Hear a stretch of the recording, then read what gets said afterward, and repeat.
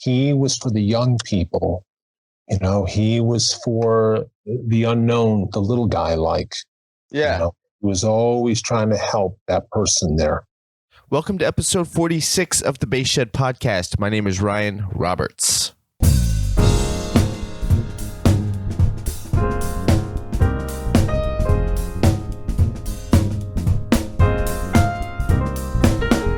All right, welcome to episode 46 of the Bass Shed Podcast. On the episode is Joe Kreinar. This is the second part of a 2-episode tribute to bassist Bob Babbitt. Joe Kreinar is the son of Bob Babbitt. We're going to discuss a lot of things, actually. We're going to discuss one, the name change, right? We're going to talk about how Babbitt came into existence. The last name Babbitt came into existence. We're going to talk about recording sessions that Joe went to with his father. Insight about how the parents felt about him as a young musician and some of the expectations they had on him and his career. He'll talk about trends in bass playing that Bob did not get on board with that may have negatively impacted his career, and some other things. And some other things we'll talk about in just a second. D. Lakin Basses, founder of Lakeland Basses, Dan Lakin, has a new company, and I'm honored to be a part of the D. Lakin family. I co-designed a 5-string fretless with Dan and his design team. That bass is inspired by Ryan Roberts bass. The number is the 5-6035. I spoke with Dan last week. That bass is off to be routed and painted. Actually, I spoke with him last week about that. That's when he told me that. I spoke with him earlier today, actually. And I'm like, dude, what do you think about a matte finish, huh? Like, I'm kind of into the matte finish. Dan Lakin was not a fan of the matte finish. Yeah, what he had to say about it, I'm not going to repeat on the mic, but it was hilarious. So that bass is underway. Dan is also doing a bass giveaway, and the first prize is your custom bass. The first prize winner will connect with Dan and the design team, and they will build you the bass of your dreams. Stop by www.dlakenbasses.com to learn more about how to enter. Also, check out Dan's Amp Shop. 5 brands you can't get on Sweetwater or Guitar Center: Demeter, Trickfish, DNA, Gensler, and Epiphany. Personally, I'm a fan of Epiphany. I play them. Love it. I did play Gensler on a gig a couple weeks ago in Seattle. I played their heads. Fantastic. That was the first time I played a Gensler head, and no issues. I had a good time with it, and I used it on upright and electric. So that's my time spent with Gensler. You can get those from Dan's Amp Shop. Go to www.dlakenbasses.com. All products have a 30-day guarantee, and Dan will pay for shipping both ways. If you are a double bassist, you will want to check out Lemur Music. Everything for the double bass. Head to lemurmusic.com.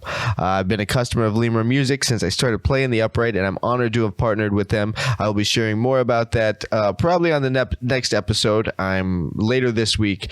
I'm headed down to Lemur to meet with the folks there and exchange some information that I will be talking about on the next podcast. To let you guys know about the partnership I have with Lemur. But go to www.lemurmusic.com for all your double bass accessories, strings, sheet music, and more. lemurmusic.com. The Bass Shed website is dedicated to the artistry of bass legends and how we can broaden stylistic vocabulary by learning and analyzing the work of these legends.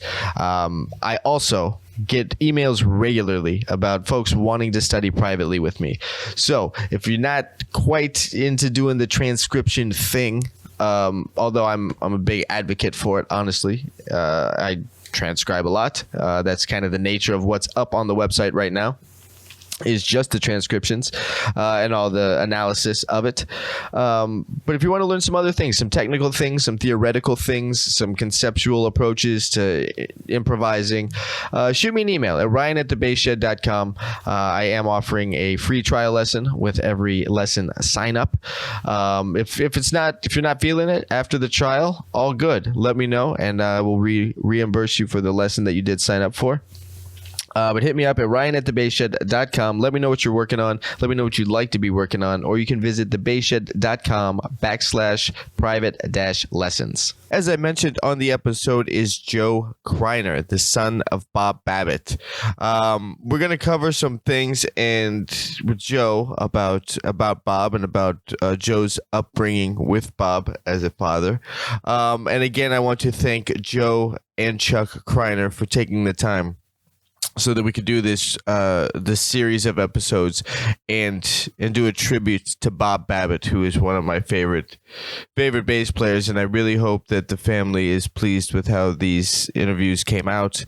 I personally think Bob was well represented, and I know I personally learned a lot more about him and got some insight to who he was as a human and as a person of strong character. But it was great for me. It was great for me, and I hope the family is pleased with him. So, again, thank you to Chuck and Joe for taking the time to do this. Chuck and I,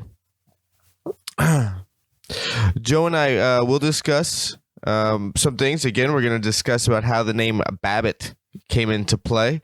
We're going to talk about how he dealt with the passing of his father, which if you had listened to the episode with Chuck Kreinar, that was really hard on Bob Babbitt. We're going to talk some about how Bob dealt with that.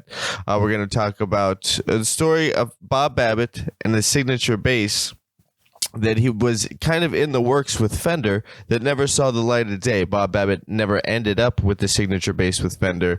And we're going to talk about, Joe's going to tell us about some of those things, about how that whole thing kind of went down. We're going to talk about Bob's move to Nashville, Bob's conduct in the studio, a lot of things about his professionalism, and ultimately, we're going to talk a lot about Bob's character. Yeah, with that said, here's my talk with Bob Babbitt's son, Joe Kreinar. Let's actually start right there. Let's just start right there with that. Okay. Yeah. Okay. So, right. I just wanted to touch on a little bit about my father, the type of person he was. He was a very faithful type of a friend, that type of a person, a very loyal type of a person.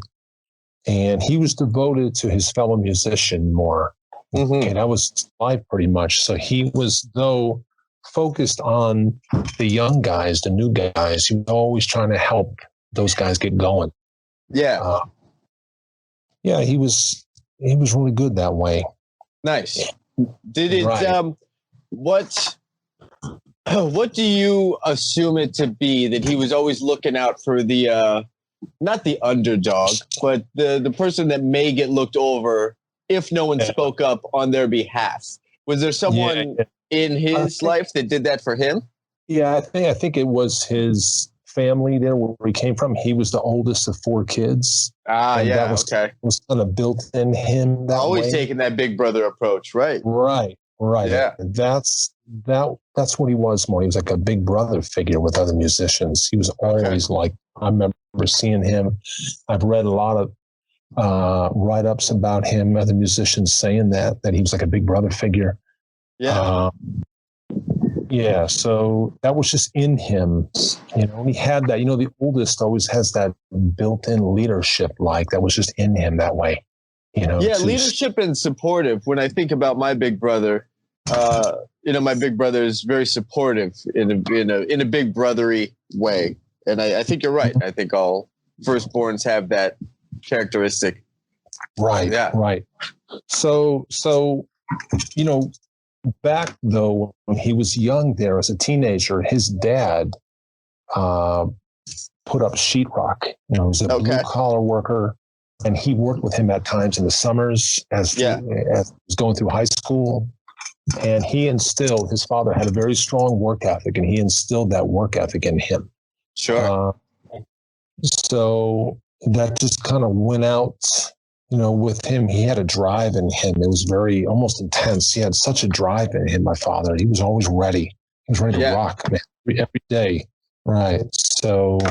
Yeah, I remember you telling these stories from last time we spoke. Like, I'm blanking on the correct word, but infamous, so to speak, of always showing up completely repaired prepared for these sessions. He had the pencil. He's making notes. He's making sure he's checking in with the producer to make sure that the parts, what the producer wants, and it wasn't his ego. Correct. He was very disciplined, always very well prepared, always on time. He was like a model employee there. He was really good to work with. He didn't have any kind of attitude. He was very down to earth. He always stressed humility in his life. He always stressed humility. He was more character. He was more focused on character. He had a big heart. He had a big heart there, and he could look kind of intense there. Because he was very focused, and he would become intense. He would work, but when you got to know him, he was harmless. Like he was like a gentle giant. Like so it was good. He was really good there. So he was very charismatic type of person. He had a great personality there. He was a very inspiring guy, man. He would just light the room up there. Love it. Yeah, and then, how old was he when you were born? So I was born in 1962 in Detroit. He was 25, I think he was there. Okay. Right. 25, right. Okay, so that's still it's really a young father. And then at 25, was he playing the major sessions, or is he kind of on the road with Steve? He was just starting. At this point? He was with Del Shannon at that time. He was starting. That's when his studio career began right there. Okay. He played on Don and Juan, What's Your Name? It was called. It's like a classic doo-wop record that came out in 1962. That was the first record he played on. Okay. An overdub, actually. He played the upright bass on that record. Oh, okay. So that was the beginning. That's when he started there. So he was in an instrumental band called the Royal Tones, and they became the backup band for Del Shannon there. So he was with Dennis Coffey. Correct. Yeah. That was going on from like 62 to 65 there. But in that time, that's when he started doing a lot of session work. Okay. There. Correct. Okay. But personally, I didn't experience or witness, I didn't see any of this till I was older. Sure. He took me to sessions in Detroit there at Pittsville there. I probably was like 9 or something, 8 or 9. I was at the recording of War, Edwin Starr, and it was classic, man. It was a great recording, right? So that was a really first time. So I can't remember a lot. Just a few sessions he took me to. I was too little there. It wasn't until he left Detroit and he came to where I am now, New Jersey, Philadelphia, New York area. And I would go with him a lot. And then I didn't really understand what he did at first. He was a studio musician. I didn't really know what that meant. Like, what does that mean? Like, yeah. And I remember, I'm thinking that maybe, I don't know what he was doing. He was playing in a polka band. Yeah. I didn't know what he did exactly. So the first main session, I remember going to when I was of an age where I was really trying to understand. I was like about 12 years old at that time. It was the recording of the Rubber Band Man. Yeah. And I couldn't believe, his playing on that thing. I sat there, and after that, I never questioned what he did, or is he? I'm thinking to myself, is he a good musician? I mean, is he all right? Or what he does like? Is he good? Yeah. I never. I mean, he was so on that, man. He was on fire there. I couldn't believe it there. That's a great track, and it was actually, I didn't know this until you told me that the version that got released is the second take. Correct. But your dad was in love with the first take. Tell that story. Fire. Yeah, it was on fire there, the first take, and then Tom Bell, the producer, he heard something there. He said, "We got to do it again," and I couldn't believe it. I didn't think he was going to be able to do it because it was like 8 minutes long, and you couldn't make a mistake in those days. And if it was the same arrangement on the first take, that chorus at the end just keeps looping and looping and looping over and over again. Right. And you just have to be ridiculously consistent.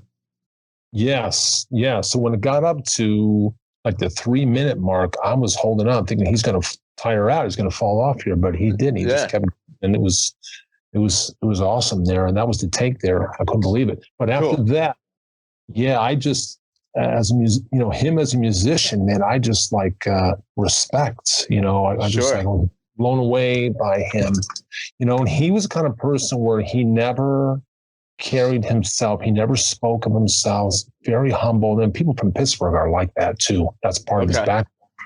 He never said anything. He wasn't like I was going to say the word boasting. He never boasted anything like that.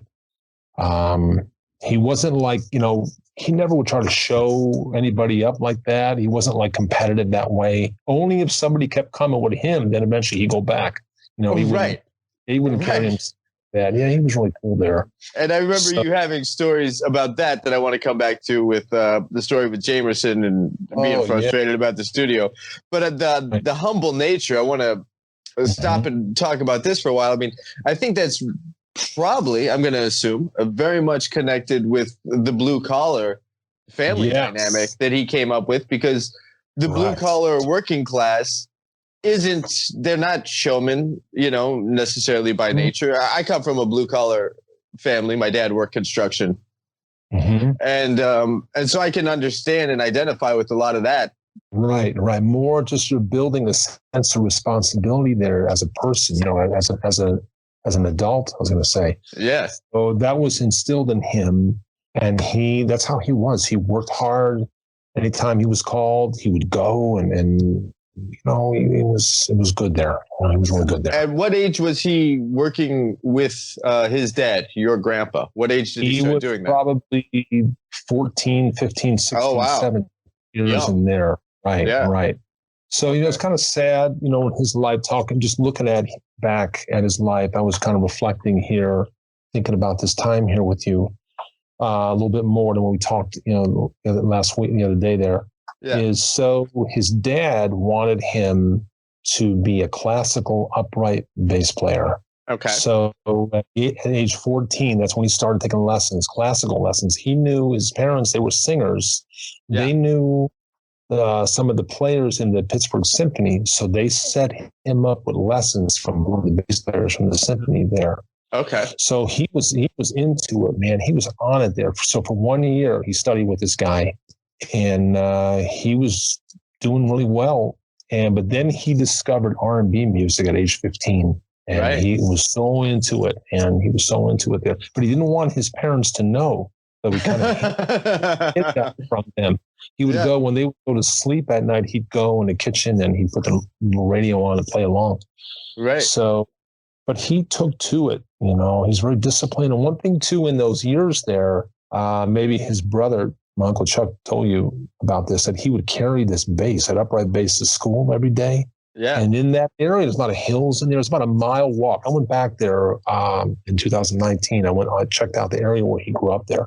And there's a lot of hills there, so you're walking about a mile and you're going up and down like these slopes, and he's carrying that bass on his back. So it really developed in him. He was a tough guy, later in life he was building this character in him, because later in life he had different health issues and he just kept trekking, travailing along, man. Yeah. So it was like these things were kind of, his background, kind of almost, I guess, prepared him somewhat, for his adult life.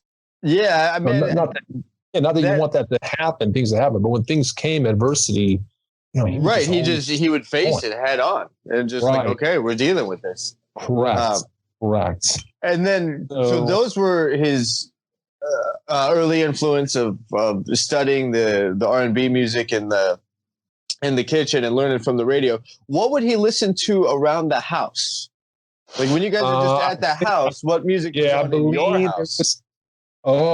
Myself growing up, because he listened to, his parents were Hungarian, and they sang Hungarian music.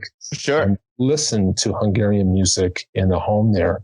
Here, we listened to, he would bring home, so he became eventually an employee at Motown. He was he became like, all the musicians were like under contract with them, and he became, that way. And so he would bring records, albums, that stuff from there. So we would listen to, but it was more top 40, I would say. Top 40 stuff we listened to. Right. Sure. Well, one key thing here too for young people, and if he was here, he would want me to say this, is, so when he was studying classical music, he learned how to read really well. right? And when he got to Detroit, there was a whole list of bass players there trying to get into the session scene there. And he was like last one on the list on this sheet of paper. It was up on the wall. It was at Golden World Studios. That was the other. Eventually became Motown Studio B. Barry Gordy bought that. But he was the only one on that list that knew how to read music. So he was the only one that got in. So he would always stress this in later years for young people to learn how to read music. It'll open up new opportunities for you, even though you might not like it. As far as developing a career, building a career in this field, it'll help greatly.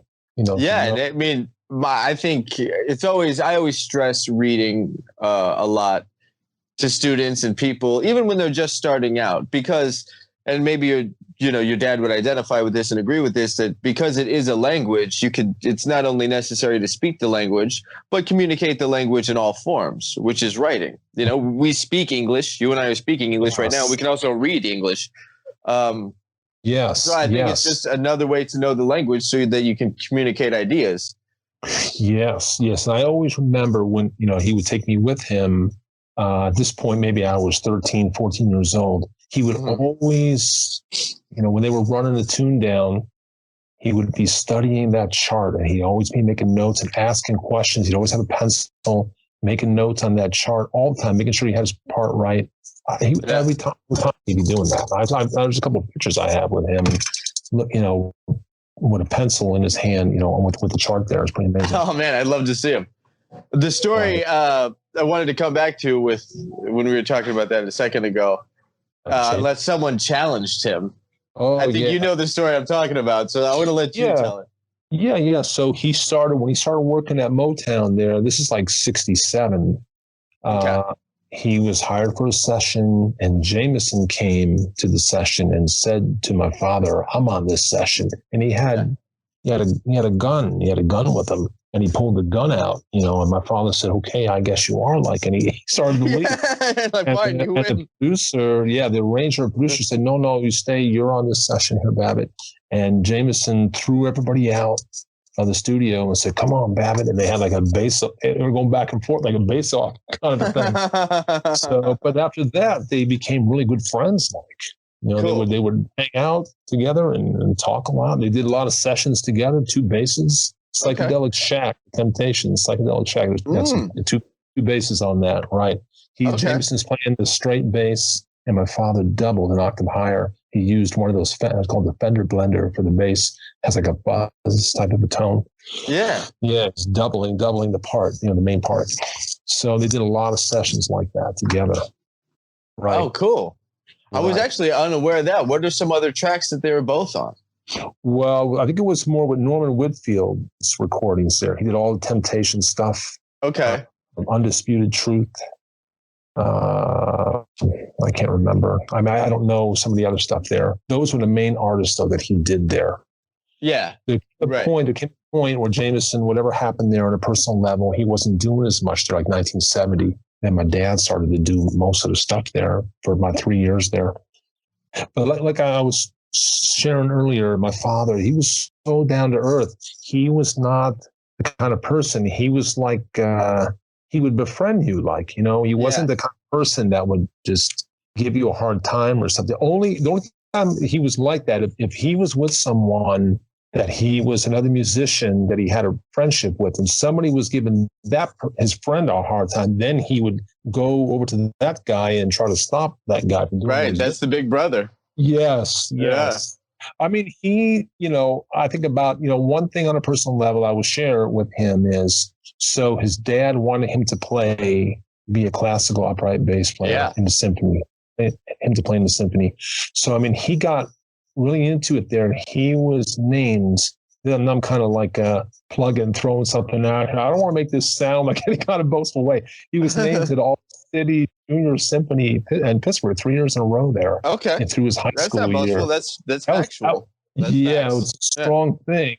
So sadly there, his dad passed away on his 17th birthday. Yeah. So we never got to see my father move into music as a career. I mean, maybe he might have wanted him to do classical music, but he just didn't see. And was pretty kind of heavy. coming to his own, yeah. Loss. And that kind of led eventually my father moving to Detroit, because then my dad was a senior in high school at that time. And there wasn't a lot of jobs in Pittsburgh. And he had an uncle and his grandparents that were all in Detroit. And they told him to come there. There was a lot of jobs there. And he went there, and he was there for a year. And I think he was about 18 at that time. And he worked like a construction job for a year. And he met some guys in the neighborhood where he was living that had a band. And he went back to Pittsburgh, got his upright bass, and came back and started playing in that band. And was that the Royal Tones? That was the Counts. And there's a picture of that band in the movie, Standing in the Shadows of Motown. There's a picture of that group there, the guys there. Yeah. Right. It was one of those guys, too, more history. One of the guys in that group, his brother started calling him. They started calling him, it was Babbo, Babs, Babbo, Babbitt. And then Babbitt was like a nickname, and that kind of stuck there. And that became, everyone just called him Babbitt all the time as a nickname, and then he just went by that. Bob Babbitt. Yeah. Born Robert Kreinar in 1937 in Pittsburgh. So that's what he was, that was what he was known by, right? And I remember talking to Chuck, if it was weird for Chuck to hear, his brother being called by a different last name, was it weird for you to hear your father being called by a different last name than the family? Were you around it that much, or did that only happen on the gig? Yeah. See, right. I was a little young there. I was too young. But later in my teen years, I started to, I guess, get used to it, if you want to say. Yeah. Okay. Just kind of understood, like that's what the musician guys call dads. Yeah, correct. Yeah. Just kind of understanding, right? I just want to say, his personality, if I can really convey here, bring it across here, he was a real charismatic guy, just light the room up there. He had an energy. He was always, you would ask me, was that generational? And yes, his dad had this drive too there. He instilled that work ethic and that drive in him, man. He was like a life of the party kind of guy. His father was, and he was like that, so the modeling there was pretty strong. Right. Yeah. I mean, I think that it's that, that kind of immigrant, I would assume, mentality. Like, okay, we're here. We got to make it happen. Let's go, carve out this little piece of America for ourselves and just, work hard. Right. And look out for, the other people that in your whatever communities to also come up too. And, I think a lot of those things, it seems like they would convey to your dad's personality and what he brought to the music. And, you can hear that drive and that precision in his playing. And the thing with your dad's playing, it's just so consistent. All the nuance is consistent. Everything is so consistent in your father's playing. It's pretty unbelievable. Yes. Right. His touch, he always emphasized a very light touch. Like you can hear like on Mercy, Mercy Me, Marvin Gaye playing that record. Very relaxed, and so there was a very, just as he was intense, he was very focused when he would work, very intense. There was a very peaceful side to him. You can hear it on that record, Touch Me in the Morning, Diana Ross, you can hear it there. Midnight Train to Georgia is very relaxed. Sure. Bass. When they recorded that record, they mixed it. Ed Stacey mixed it, the engineer. They thought the bass needed to be louder in that record. The bass is like so loud in that thing. Yeah. I mean, I like it. Right. So, but that's a key. Something else too. His playing there was his touch there. He would touch very, very gently, like on a lot of records there. Yeah, but it was still at the same time, like you can hear that and his overall feel, and it's specifically on Rubber Band Man. Like everything's just so relaxed, but it does that tune, Rubber Band Man, almost more so than Midnight Train to Georgia or Mercy, Mercy Me. It has this kind of really guttural fire in it too. Yes. He's on the backside of the beat, but like he's relentless with where he's putting that. Yes. Good observation there. Right, exactly. Right. Him and the drummer, that drummer there, Andrew Smith, that's in Detroit. That was the type of, how can I say there, that more laid back, like his backbeats are just hanging back there. Yeah. So you're going in that pocket, but you're driving at the same time there. Right, it's laying back in there. Yeah. Right. No, I mean that tune. After we talked about it, whenever we spoke last a week ago or something, I went back and I had heard the tune, but I hadn't really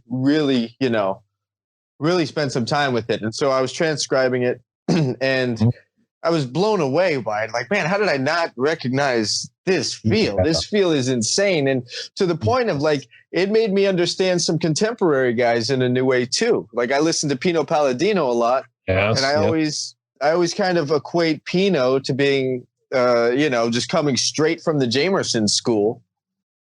But on some of these tracks I've transcribed to Pino's, I mean, that's almost like right off of Rubber Band. In the movie, Pino came and he recorded the introduction. There's a little bass, just the bass only in the introduction of the movie. That's him. That's Pino playing that there. Oh, okay. Right. He's a monster. That guy too. There. Yeah, absolutely.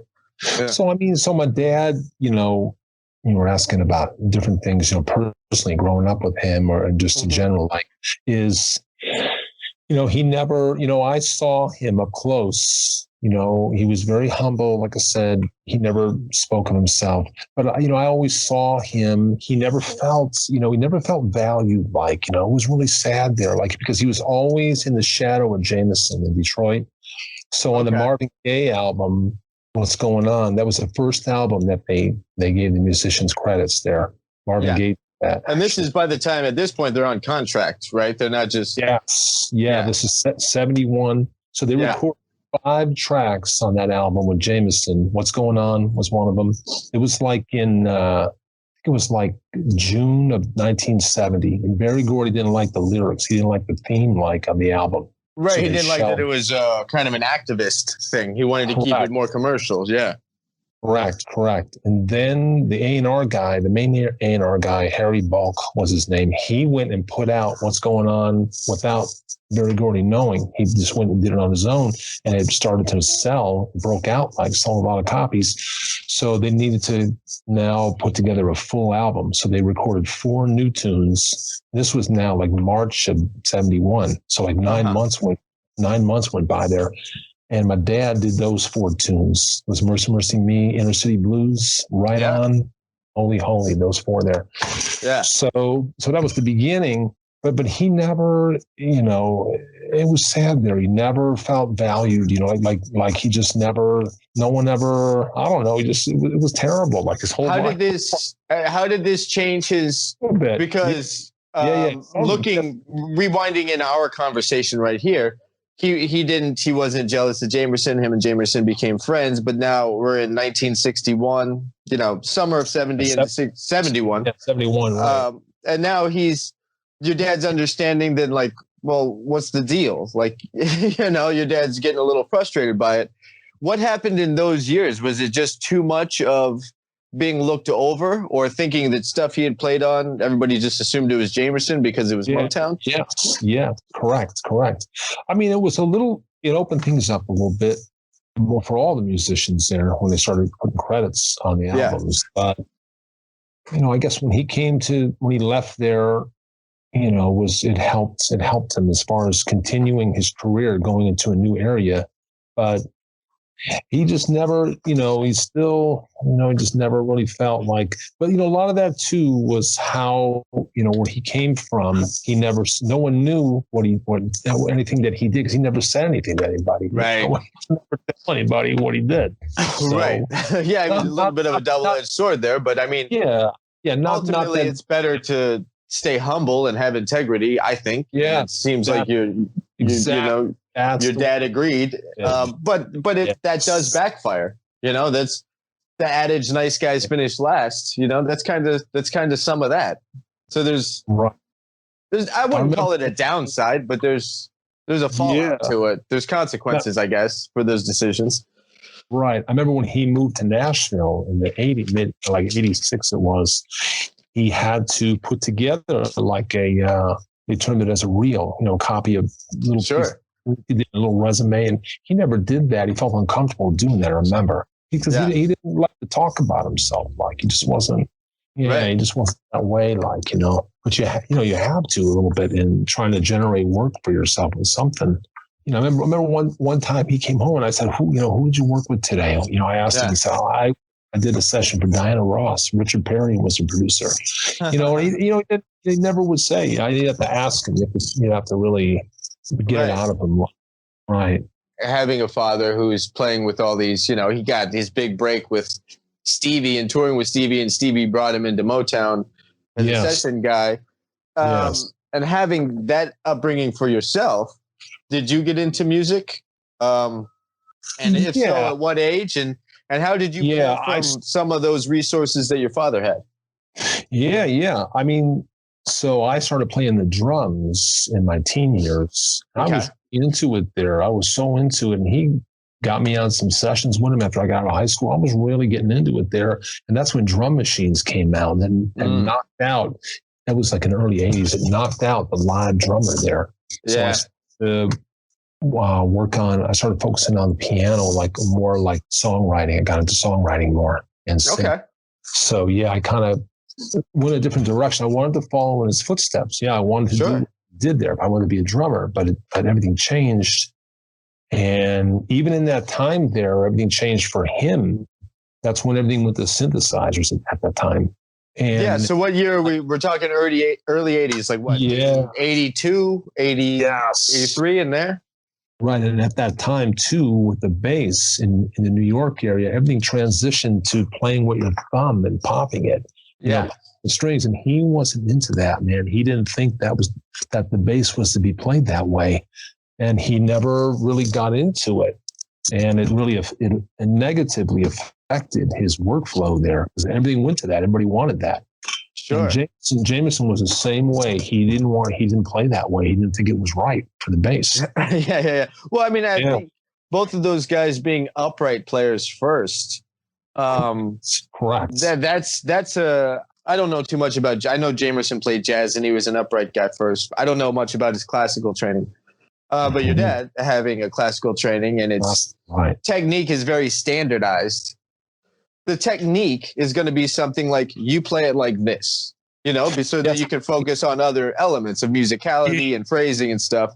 And it seems like your dad brought that into the electric instrument of like the electric bass is played like this and almost has a classical approach to the instrument. Yeah, it's funny. Yeah, because years later in his life, he pulled out that upright bass again, started playing that thing again. He's like in his 60s at that time, right? He got back into it there.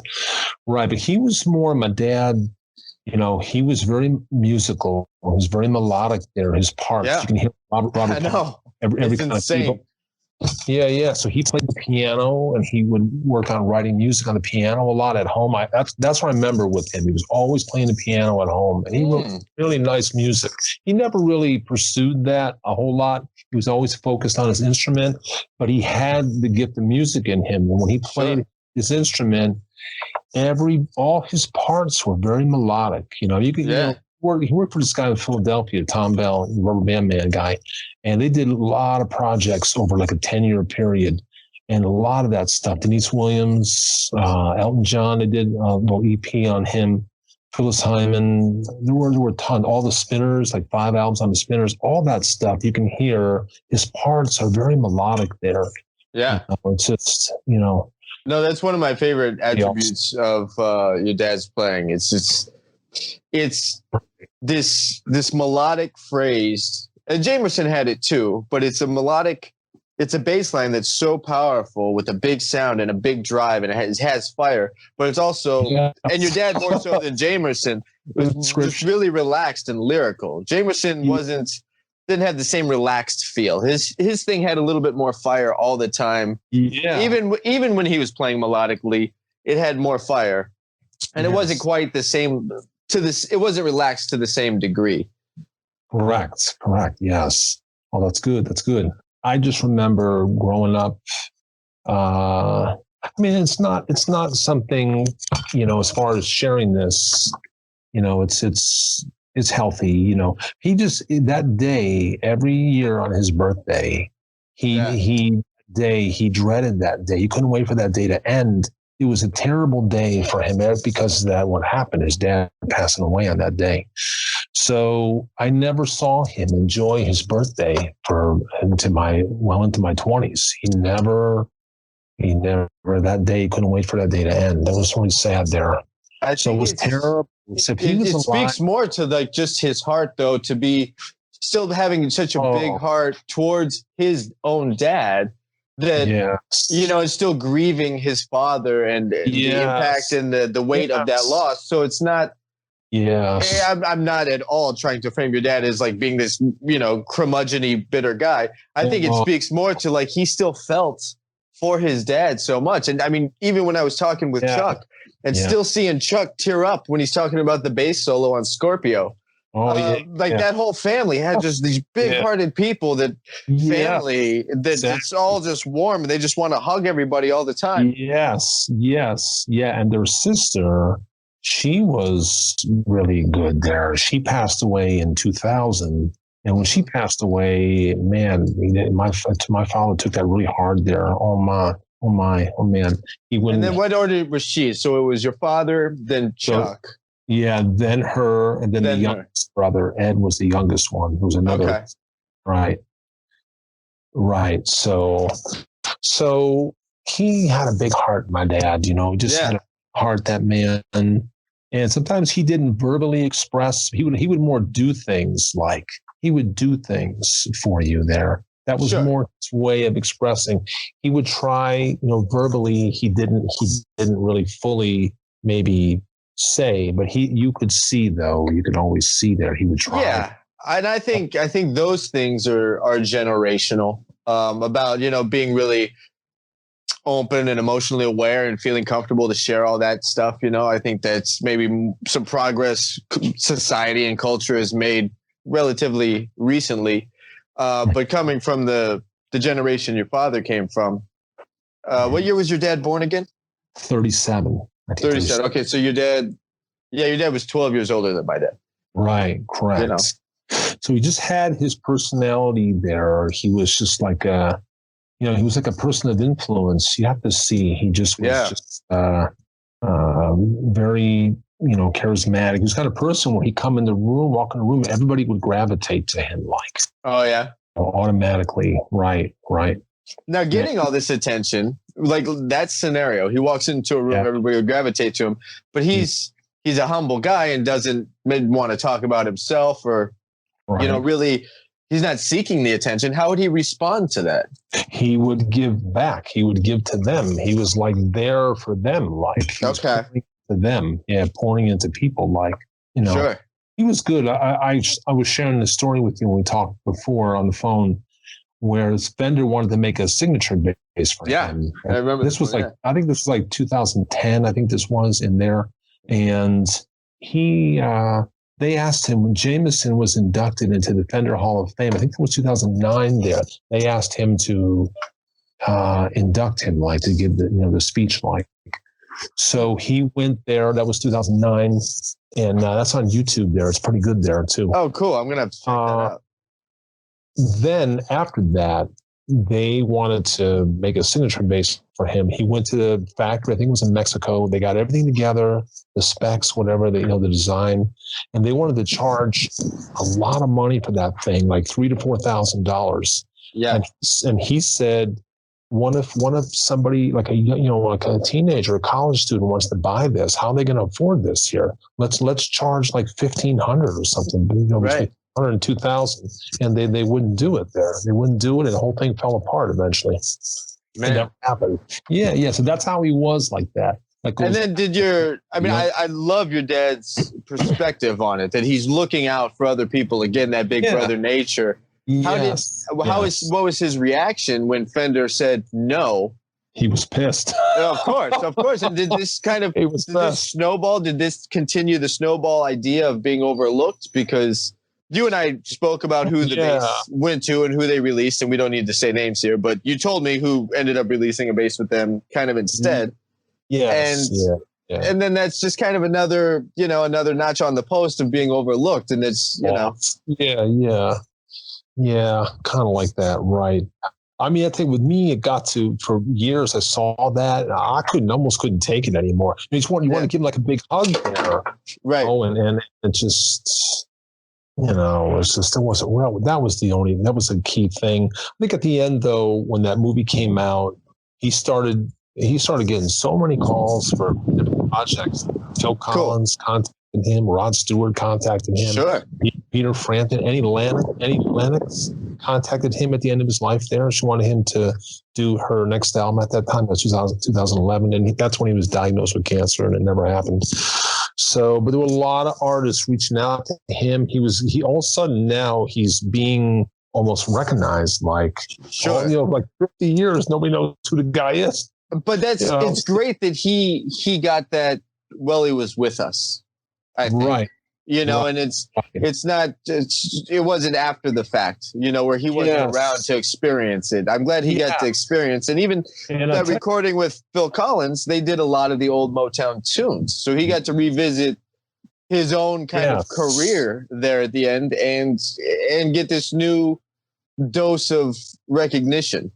Correct. Not again. Not that, he was looking for that in a no, sure. I don't make it sound like that. But one thing too, on this day, March 23rd, 2011, he was on that show American Idol.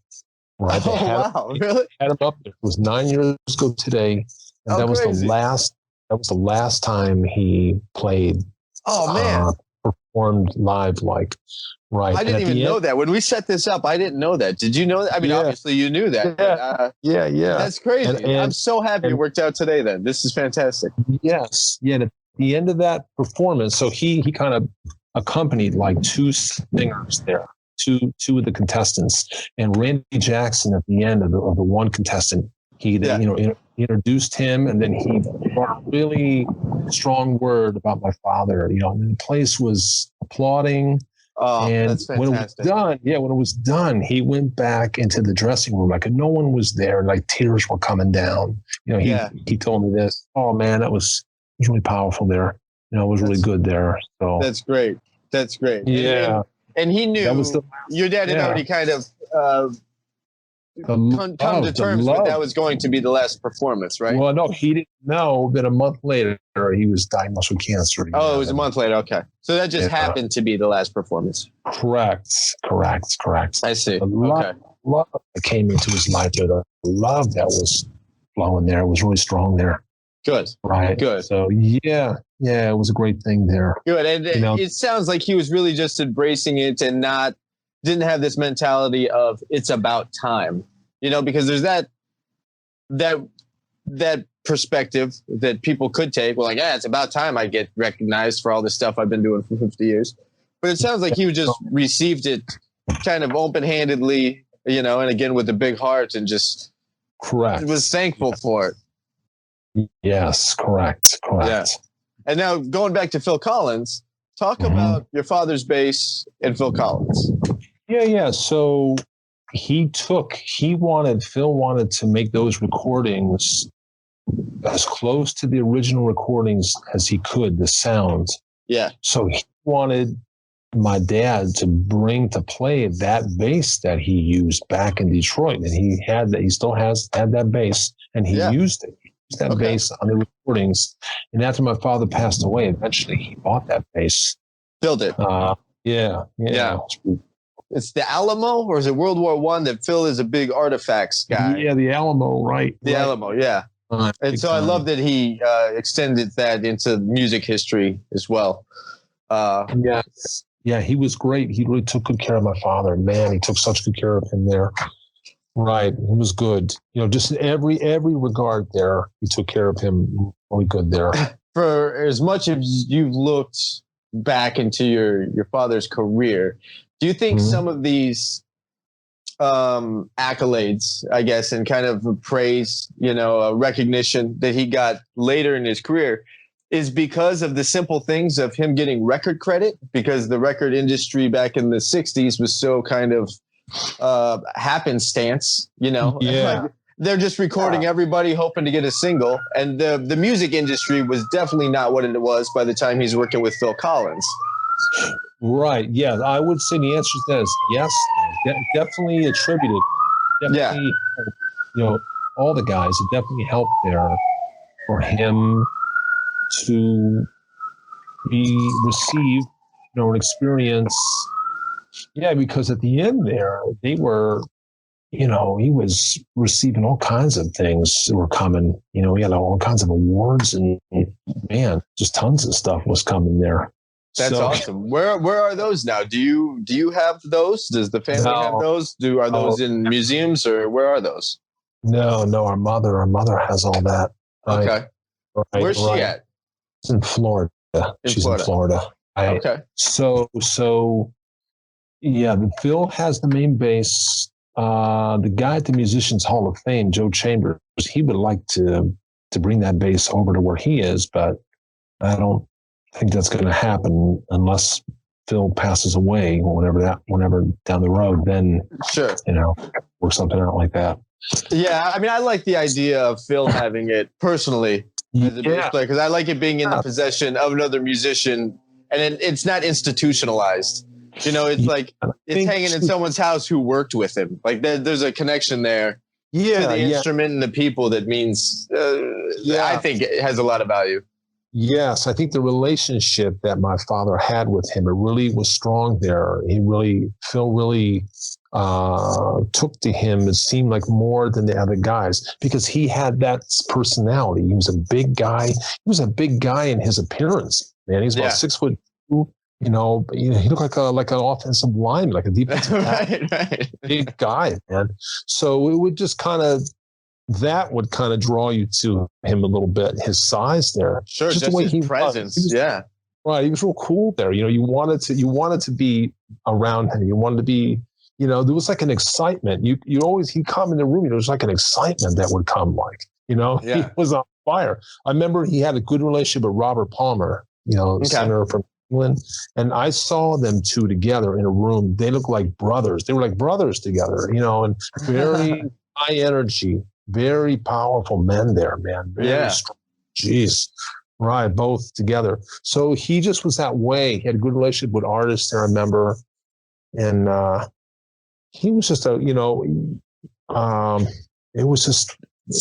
was just a really good guy, cool guy there to be with and to be around. He wasn't perfect. He had rough edges, but I mean, you can't.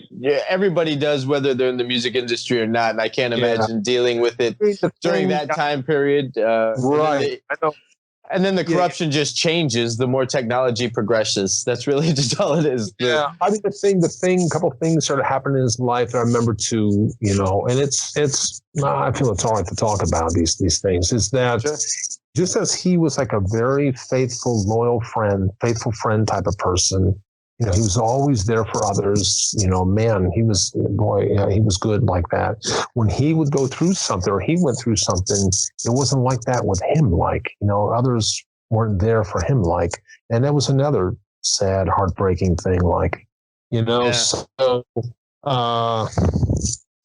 it's funny to me. That is a shame. Before I speak anything, that is an absolute shame that kind of support and peer mentality, if that's the right phrase or whatever, it wasn't reciprocated to him. But the connection between your dad's personality and his playing is such a direct connection. And the more I've spoke with you and Chuck about who he was not behind the bass, and then going back and checking out these records, you can hear and feel all of that. And it is a direct connection from him to the instrument. Yes. Right. He's just really down to earth. And there's no pretense, again, I'll say with him. So going back to his playing there, where everything changed to where the style of play, everyone was playing with their thumb and popping it. Yeah. He wasn't into that. So he contacted Larry London, drummer in Nashville. He had a friendship with him for years and told him all this, how it changed, and he's not working like he was, because he wasn't into that. And he told Larry told my father, he said, come here to Nashville. They don't play like that here. Right. There's all kinds of work here. And he went. he went. And it was a different feel, different world. It was all country at that time, all country music. And it was tough. It was tough for him there. A lot of guys go there that have, good track records. They can't quite get anything going there, break in there. Many guys, it's terrible. So he went through that for years where, there's a lot of demo work there, like songwriter demos. Yeah. Right. That's decent. You make $50 a tune, you do 3 tunes, you do like 2 or 3 of those a week and it pays your bill. You get all your expenses are covered. So he was doing that for a while. I don't know how long there, so but he couldn't get in there in the main session. What kind of effect did that have on his kind of psyche? He went from playing on hits, now he's playing on demos. Like, yeah, well, I would think, what the hell? yeah, it was a test, man. He was being tested. His temperament, his nature, his character. Because what would happen there when he started putting together resumes and presenting, trying to now present himself for the first time, really, all these producers, there was 12 guys. They were the 12, they're very active, working a lot. These guys, they all said, man, we want to hire you here. We can't believe that you're here. Not one of those guys hired him. No one ever hired him. Yeah, he got to the point where he couldn't take it, man. They kept, every time somebody would tell him this, he just got like, yeah, okay. But no one ever would hire him, Right. Yeah. I kind of understand your dad's perspective of not like, okay, well, I'll believe you when the check clears. Like, then you hired me. Other than that, like, nothing's solid. The gig's not solid. Being paid for the gig isn't solid. As soon as the check cleared, that's when you hired me. Mm-hmm. Right. Yeah. Right. I wanted to touch on one thing we were talking about earlier. Sure about, going back to Detroit there when he was, working, doing session work at Motown there. The musicians were under contract. When that Scorpio record came out, Dennis Coffey, there's a bass solo in that record. They came to him, the record company, said, we want you to do, based off that record, we want you to do an album, an instrumental album as an artist. Sure. So he was like, okay, great. He was so into it. So he did that. And they never released it. And they would it's recorded. It's recorded, yes, but they wouldn't put it out. And they did that with many artists there. They would let the guys record, the musicians, but they would never release anything. Just give them the feeling of, some individuality, but then never really. Right. Yeah. What they thought was behind that was that way. They were afraid it was going to break up. They were going to leave those guys. They were going to go because they were starting. Now that's when that Marvin Gaye album came out, when the credits were there. They were thinking that they were going to lose those guys. So they tried to keep them there by doing this. But then Jeff Beck came there. I like this story. Yeah, he came to record there. He came with his drummer there, Cozy Powell, and this producer, Mickey Most from England there. So they were recording with Jameson first, and it didn't work out. Something wasn't happening with him. And so they brought my father in, and my dad got along with them, with Jeff Beck, really, really well, really good there. So they recorded 3 tracks. One of them in particular was really, really good there. But he liked my father to the point where he wanted to make him a part of his band there, which would require him to move to England. He wanted to move him to England, and he wanted to go. My father wanted to go. Yeah. But they would not, the company, Motown, would not let him out of the contract he was under. Out of the contract. Right. How long was the contract? Do you know how long the time I'm not sure how they was? did it. Yeah, I'm not sure what it was. But when they officially moved, it was like late 72, early 73. They went to California. He didn't go. He didn't go out there.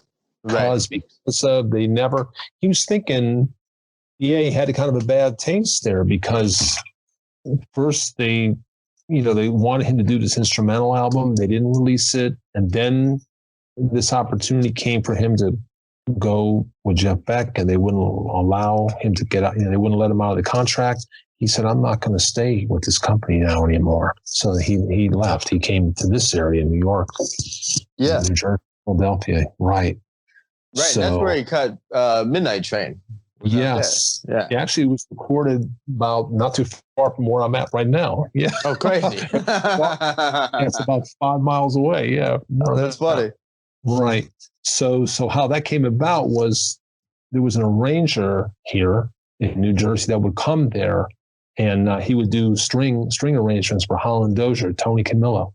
Yeah. And my dad got to know him, and he told my father, come over here to New Jersey. I'm going to get something going here. There'll be a lot of work here. So there were a couple other guys too. Aretha Martin was coming there and telling him to come to the New York area. So then Tom Bell was coming there doing stuff, and the same thing. He got to know him, and then he made the move to here. Mm-hmm. Right.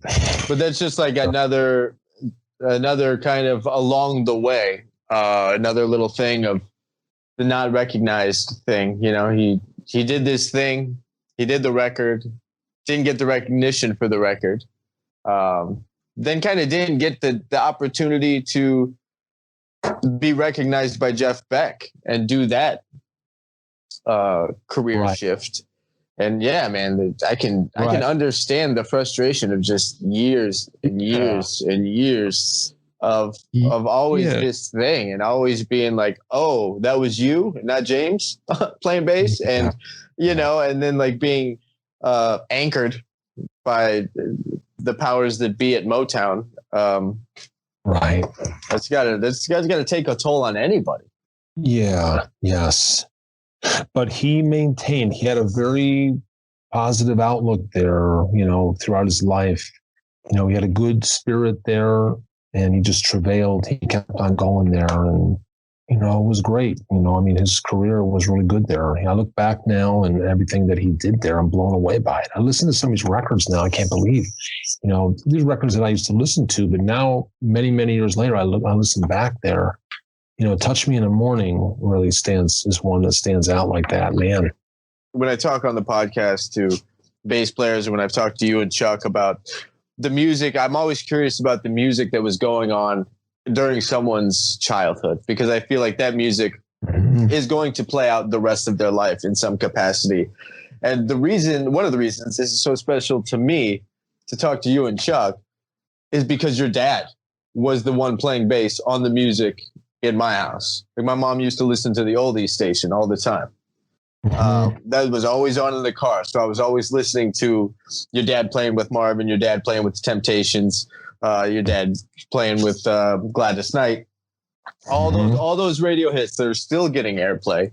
I grew up listening to that. And so to connect, you know, me as a bass player now to the family of this guy, like, I was listening to, and I didn't even know who the Temptations were.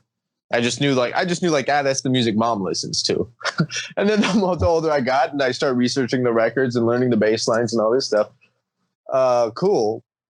But that music and the music your dad was a part of is very personally special to me. And I'm sure it is for a lot of people.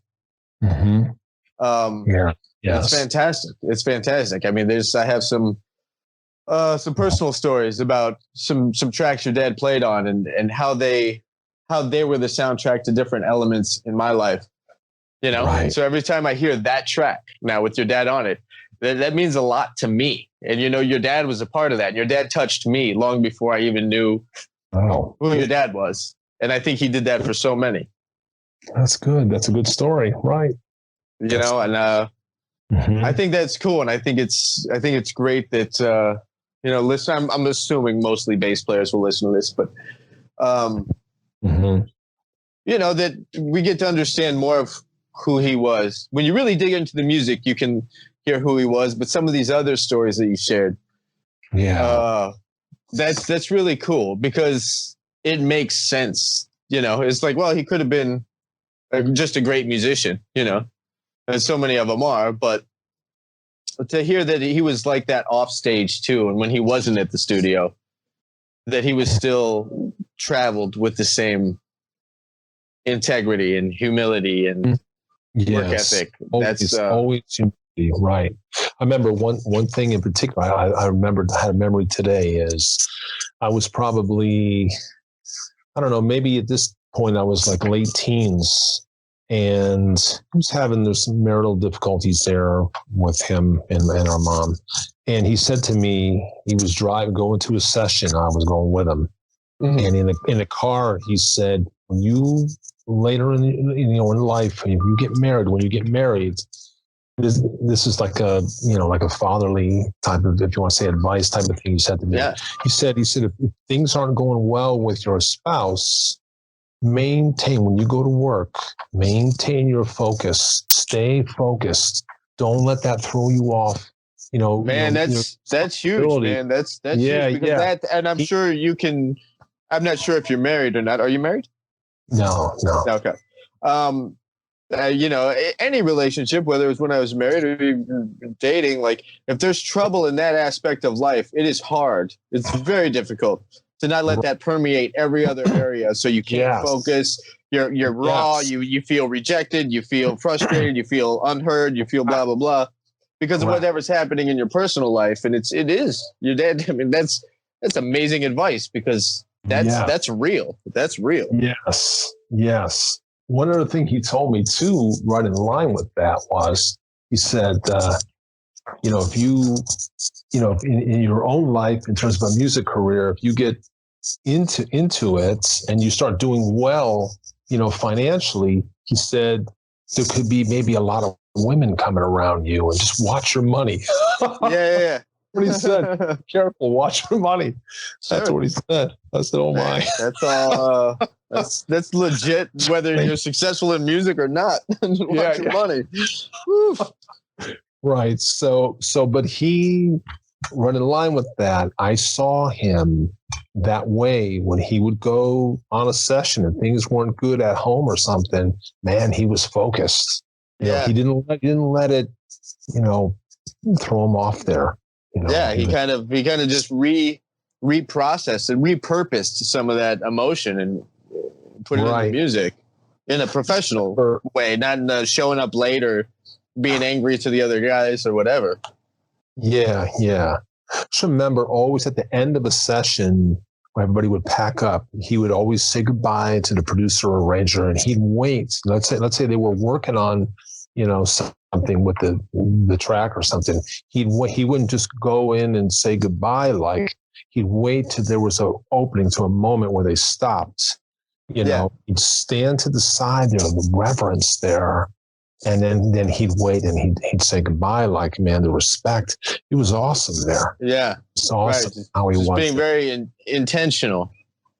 Yeah, it was great there. That's awesome. Those are the things. The two things I remember is how those personal things about how you could see in terms of like personal kind of heartbreak, pain. Sure. You want to say hurt there, and then how he was, though, how he related on the job there. He was like a model employee there. And always on time. He was always on time.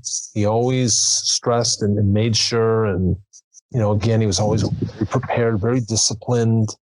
He had a good work ethic. He was really good to work with. It was like a producer's dream, man. If he didn't have any attitude, he would do whatever they wanted, because a lot of guys don't do that. They're going to play what they want to play. They're not going to play what the arranger or producer wants out. Yeah, he wouldn't do that. Again, his philosophy was, they're paying me here, so I'm going to do, whatever they want here. They're paying me here. And he wasn't that way anyways, just to go and I'm just going to do what I want here and take over type of thing. No, he wouldn't do that there. No. So, I mean, he didn't have that kind of freedom when he's hanging sheetrock. They're paying him to hang sheetrock. Dude, that was the thing. Now he gets to the studio and he just needs to hang sheetrock. And he still had a personal musical identity there, but he's hanging sheetrock. Right. So he always stressed there with me to respect the office of authority. Maybe that person's not cool there. That authority figures, maybe there's some rough edges with that person, but you're respecting the office, not the person per se. Right. Yeah, I like that. Respect the office. That's how he was on the job there, like that. So that person that's paying him is like, his, whatever how you want to term it, authority or employer. So he would, was good there. It was healthy. Yeah. So you don't see that a whole lot of that in this day. And times change. Yeah. Guys Yeah.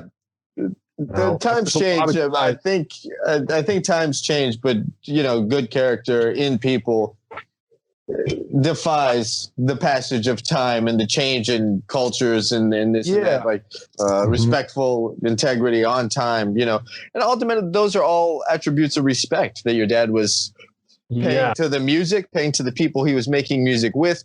And, that equates to people he's working for because it was his profession. But it's a respect to the music, and it's a respect to the people he's making the music with. Yes. I believe his father instilled that in him there. Yes. Yeah. So definitely the generational. It's hard this day and age. They say 50% of young people grow up without a father. So, the role of a mentor, finding someone is a key thing for anybody, any age, especially though when you're younger and you want to establish yourself or build a career, to find someone that's going to affirm you and speak life into you, and really help you to reach your goals, like to devise a plan, is a key thing. To seek someone out like that. That's what he would say. If he was alive now, that's what he would say to the young people. Sure. Who were those people for him? I mean, unfortunately, his father passed when he was young. Who were some of those mentor figures for him when moving to Detroit and then maybe even moving to New York? I think that guy here, the guy that did Midnight Train to Georgia, he was older, Tony Camillo. He was like that with him, I remember. He was that kind of person. He had a good head on his shoulders, and he was a good life person. Like he could really help you navigate through life, that guy. And he was like that with everybody, that guy, Tony. He just passed away like about a year and a half ago. He was 91 years old or 90 years old. I went to, it was amazing. Are you personally in touch with the children of some of these people you worked with, the Dozier children, or the good friendship with Lamont Jr. there, Lamont Dozier, right? Cool. Yeah, Eddie Willis's daughter. Yeah, I'm in contact with her. There's different people. I was talking with Jameson's son there, and he passed away, James Jr. Oh, wow. When was that? I didn't know about that. Yeah, he passed away like 5 years ago now. Today it was 5 years. Oh my gosh. Wow. This is like a big day in bass history. Jeez. I didn't even know. Yeah. Go figure. Yeah. Did James Jr. play? He did. He had a really good career. He was a very good bass player. Yeah. Wow. Yeah, he had different health issues there. The wife, Annie, she's great. I talk with her, Annie. She's still around, huh? Yeah, she's in Detroit. Yeah. Okay. I have good memories of my father. He instilled a lot of good things in me. And, sometimes I have these memories of him, the things that I remember him, the hurt there, how he never felt valued. If he was alive now, when his birthday would come, I'd throw a big, huge birthday party for him, because he never enjoyed his birthday. I was telling you about that. Yeah. Things like that, but. What, remind me when his birthday was. I remember I knew it one. November 26th. Yeah. Okay. Yeah, we did a lot of things musically together way back. It was great. All the time we was working on a lot of tunes together, writing tunes together and playing, instruments. Yeah, it was great. That's cool. Yeah, that would have been cool to do more of that in later years. Sure. You have the recording that he did with Jeff Beck, right? Yes, I do. And they were trying to get that out somehow. Ken Scott, the engineer, he was going to mix that stuff. There's an article online about this. This was in, I think, 2010, so it's been a while. Okay. And something happened there. I'm not sure what happened. They tried to do it, but I think what they said was the condition of the tape, because it's like 50 years now. It's 50 years old, that tape. Crazy. It's not. They have to bake it or something. I'm not sure what the deal is. Yeah. Well, there's one track on there. It's really, really, really good. Very good there. Sorry about this ring here. Yeah. So,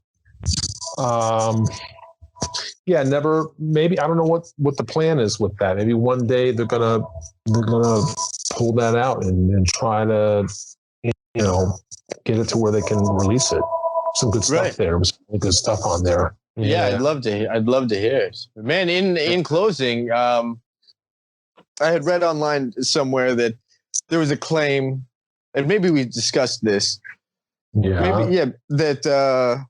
That Bob played on "I Got a Name" by Jim Croce. Yeah. And I remember checking it out and listening to it. I'm like, nope, not at all. Like, it's a fantastic bass line, but like, no way. That's definitely not Bob. Yeah. And you start looking things up, and like, I kind of got to the bottom of who it was, but you can just tell by listening, like, no, that's not Bob. It's not Bob at all. Yeah. If anything, I would probably think it sounds more like Tommy Cogbill than Bob. Mm-hmm. But like, no, because like your dad's thing was so strong. It's just like, it's always going to be this. It's always going to be relaxed. It's always going to be melodic. It's always going to have these. It's not quite his touch there, right? There were two versions of that tune recorded. He did one of the versions, but I think the same thing you're saying is that's not him there. That's not his touch. He didn't. No. The part is something he would play, but that's not how he would have played it like that. Yeah, the part is more relaxed. His touch it would have been different. The sound, and I think would have probably played less. Right, because the guy's really running through there, right? Really moving. It's fun to listen to, and I think it works cool for the song. And I'm a big Jim Croce fan, so it's like cool, Jim Croce and a lot of bass, cool. But it's not Bob. Like that's. Yeah, I heard the other version. And it's like it was a theme for a movie, the second version, and that sounded like him. That sounded like my father. It was different arrangement, similar a little bit with that acoustic guitar. But the track though underneath was different. The drums and the bass. It was a little different than the single, the known recording. I tend to lean toward what you're saying here. Yeah, because that's not his. Yeah, he didn't. He played differently.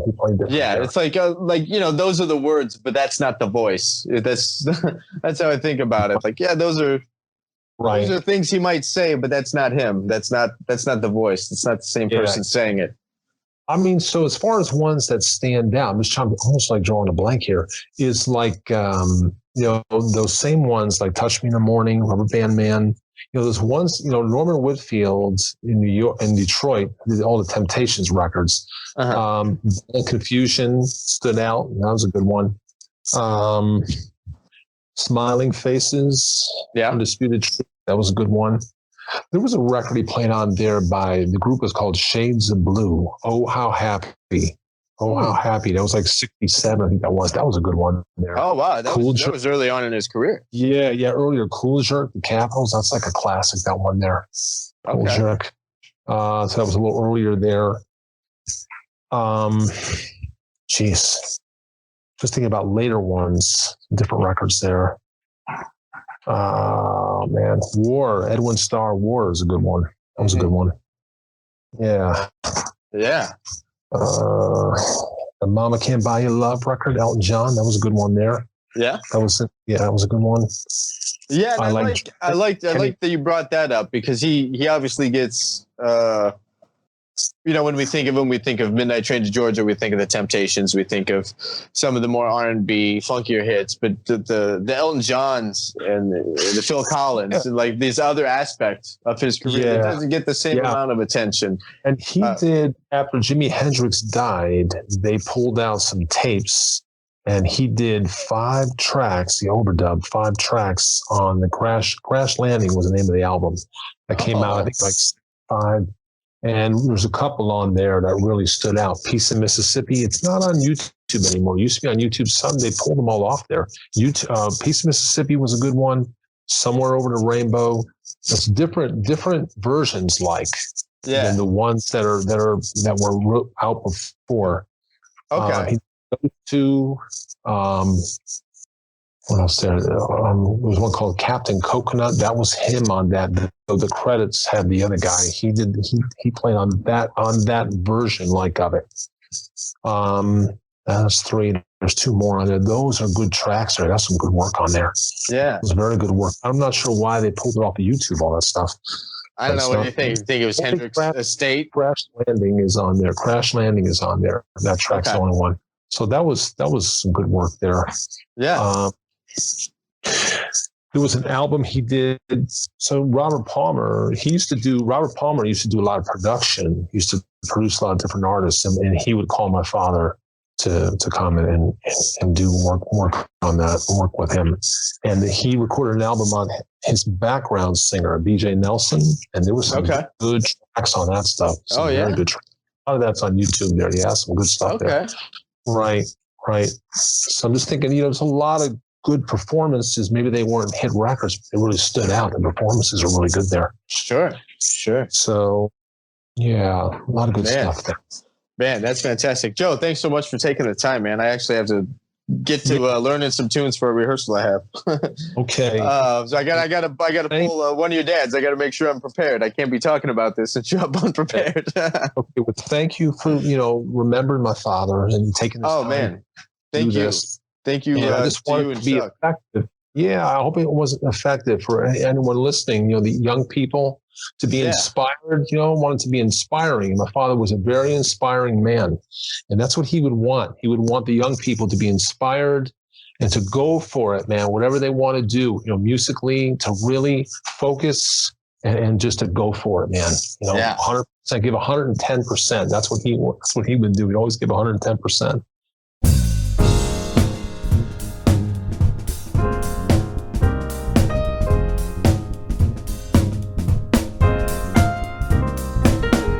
All right, that was my talk with Joe Kreinar, the son of Bob Babbitt.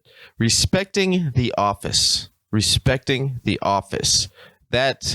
was a big one for me. I loved that phrase, respecting the office. Like, whatever, even if the person running the office isn't doing it in a way that you find agreeable, but respecting the office and always showing professionalism. That's another takeaway we can get from Bob, with not only his playing, but these nuggets of professionalism. He had a very successful career, and I'm so glad he got recognized later on in his life and kind of still wasn't in the shadow of James Jamerson there at Motown, because Bob is definitely a legend in his own right. And I'm glad I got to do this tribute. I'm glad I got to speak with the family. I'm glad that that they were able to have a voice on Bob's behalf, to communicate stories about his career, and we got to know him a little bit better through the time spent learning and hearing from Chuck Kreinar and also from Joe Kreinar. So thank you both again, Chuck and Joe, for your time on this. For more information about who's coming up on the podcast and what's going on at thebassshed.com, you can sign up for the newsletter at www.thebassshed.com. We'll be sending out some email blasts about what's coming up kind of monthly about to release. I kind of reformatted the whole site, so that's going to be coming up here in the next couple weeks.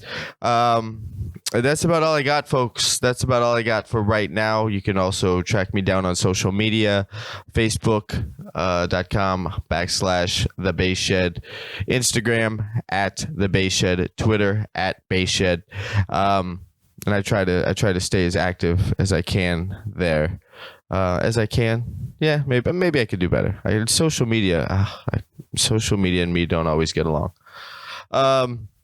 All right, folks, that's what I got for this one. And I will catch you on the next one in a minute.